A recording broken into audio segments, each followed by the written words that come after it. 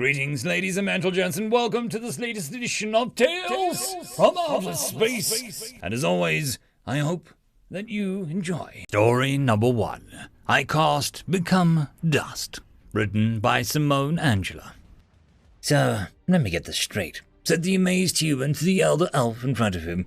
Magic, or mana to be precise, achieves all the amazing things it does by simply modifying the laws of the universe to temporarily allow the effect of a spell to exist until the mana runs out.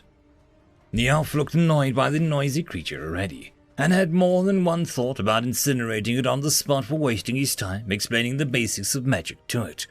But his annoyance was vastly inferior to the pleasure he got by elf-splaining such an esoteric subject, such as sorcery.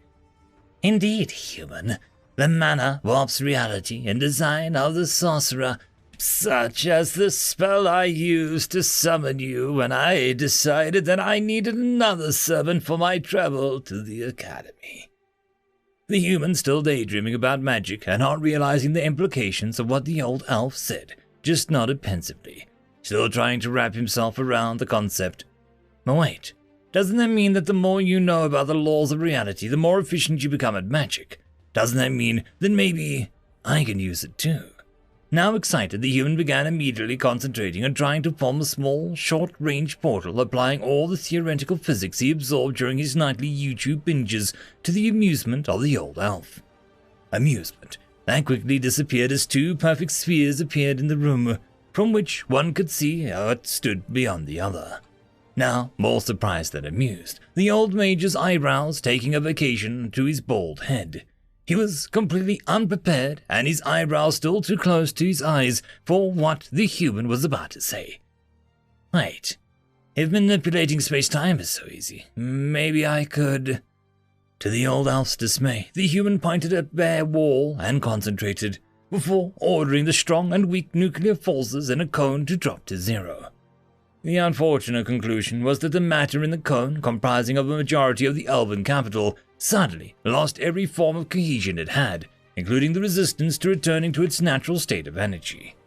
The resulting release of energy would erroneously be categorized by civilizations all along the galaxies as a supernova, and the secret of its true cause would die with the naive human that cast the absolutely most idiotic spell ever. End of story. Story number 2. The Three Things, written by Pfizer Moop. Admiral Cox was nervous. Not even the third pint of Bavarian Red had managed to calm his uneasy sensation that he felt deep down in his guts. He was here on assignment, issued by Her Royal Majesty to strengthen the influence of the Empire on the Cantalian Commune. They were a rather fresh player to the galactic stage, yet might prove to be a useful buffer state on the Empire's borders. Obviously, to tighten one's grip, the Empire offered its favors. He was one of them. Being a man of well-earned military career, he was not an easy to rattle. In fact, he was fairly certain that he would never lose his temper in regard to any situation that was in his direct control. Yet, that was the issue. He was not. The Cantalians had some run-ins with the Terran Union, another fledgling nation-state which had originated and expanded in the frontier until they had met the Cantalians. The Empire had the others. They were well known by now. The thing that had brought him on the edge was the fact that the Cantalians were rather new to the diplomatic game too. They were rooted to much of their own culture. For centuries they had known nothing else, so naturally they lacked the broad acceptance to properly read other species and their expressions. With the humans they could mean quite a bit of trouble. Trouble that he could not avert. He was a military man, an advisor, here to help them build a proper defensive force. He was not allowed in diplomatic talks, one of which happened right now as he waited in the lobby of the diplomatic complex. He ordered another pint as he saw the Commodore Novash Navar, a seasoned officer and one of the men that he had worked with previously. More importantly, though, a man he knew as part of the Cantalian delegation that had engaged with the human one. He seemed happy. It was easy to get his attention. After all, Cox was relatively large compared to their species, so he waved an uniformed man over. "Great to see you, Commodore Navar. You seem to be in high spirits, sir. May I invite you to another one? I'd never decline such a fine offer, thank you, Admiral. I don't want to brag, but I feel that this day may be for a celebration, most likely the sign of a triumph to come. Cox was interested. The officer seemed to be rather confident as the two of them sat down. They shook their hands, not as means of greeting each other, for as they were already close enough, but to synchronize their implants and share the same privacy sphere. So, tell me, I'm intrigued, and speaking of triumph without telling of what it entails would be a mean tease. Of course. I'm sure that you would witness it soon enough anyway. You are a smart man, so we both know what we are talking about. See, all these warnings about the humans, they're exaggerated. It seems that we know our own neighbors better. No offense to your intelligence services. Cox became nervous again. When we invited the diplomatic talks, it did not take them very long to crumble and repeatedly offer some sort of compromise. No people who know their own strength would embarrass themselves so much if they could just put up some resistance. It was pitiful, if you ask me, but they seemed to be shameless about it. They wanted some shared mining and colonization rights, offered some lunatic idea of a trade zone. It was a farce. He wanted to intervene, but paused for a moment. He felt that this tale was not over yet.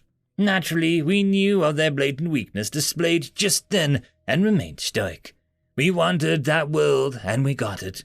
While the humans lack courage, they are certainly stubborn. Showing obvious signs of weakness, they still refuse to give in and acknowledge our superiority. It was inevitable. We had to declare war. A short and decisive border skirmish would show them their place. You did what? Please tell me, this is not official yet. Your diplomats did not just declare war in the Terran Union. Of course they did. The commune demands respect, and clearly they failed to give it. Even worse, my friend, in their matter was clear that they had audacity to offer us some manifest of rules, a guide, if you want to call it that, for what we can do in war, or more precisely, the things that were forbidden. I mean, what is this, a game for children? We talk about war here. You can't just end up in one and demand the other side play by your arbitrary rules. Commodore Navarre chuckled, as if he told a witty joke. The punchline failed on Cox. He was in shock. We even did them the favor of displaying what will happen to them if they would truly pick up arms, as futile as that would be. We had captured one of their colonization vessels and recorded what our boarding parties had done to their big and small ones. Needless to say, those cowards stood up without a word and scattered away. You see, the humans, or the Union if you want, they only seem strong, but if you put them in the test, they falter. Now, his tale was finally over, and there was a break for Cox to collect his thoughts, get some breathing. You have no idea what you just did, right? There are 3 things you just don't do to humans. 3 simple mistakes to avoid. First, declaring war. Are you mad? Humans are a precious little species. They don't like war. That doesn't mean they aren't good at it. But more importantly, they always try to figure something out. Some compromise you took for weakness that fundamentally will benefit everyone involved. Sure, it may not be some glorious victory, but always an option that you can go away from with a straight back. And you just threw that into the bin. The Commodore wanted to say something, but Cox had to run. He would not allow this moron to get a word in. Second, you declined their so-called rules. Think again. Those were not there to limit you and your little commune. No, those rules serve to limit themselves. Your entire species and millennia-old culture may not even have enough of a half the practice written down in those papers. Not even in your worst nightmares. As I said, humans don't like war. They don't like it, for it wakens what sleeps within them. They fear to lose the very thing that they want to be their ideal self. They even call it humanity. You just gave them a free pass to do whatever without even feeling guilty about it. The Admiral stood up and looked down at the Cantilian officer, a mere child getting scolded in front of a giant. And then the worst. Third, you made it personal. You just had to butcher their civilians to make a point, right? Yeah, They know that game better than you could ever imagine. They did not scatter in fear, but determination. Not just have you given them permission to do whatever, you also handed them the motivation to do so. And believe me, they love to hate for as long as the hate feels righteous. They grow in it, embrace it, and use it to fuel every single act of retribution, of which there will be many. You brought this on yourself. Fool! He left the shriveling mass of incompetence behind him. There were calls to make, orders to give. The Empire had to cut all ties with the Commune. He did not fear the humans. They were smart enough to prevent any escalation.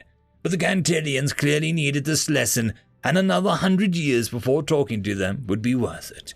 If they managed to survive for that long, that is. He also had to petition the royal court for his permission to resign from his post. In a few weeks to come, there would be nothing left to advise anyway. End of story. This is a special thank you to the one, the only, the legendary Eric Hino, who has become the only Tier 6 patron.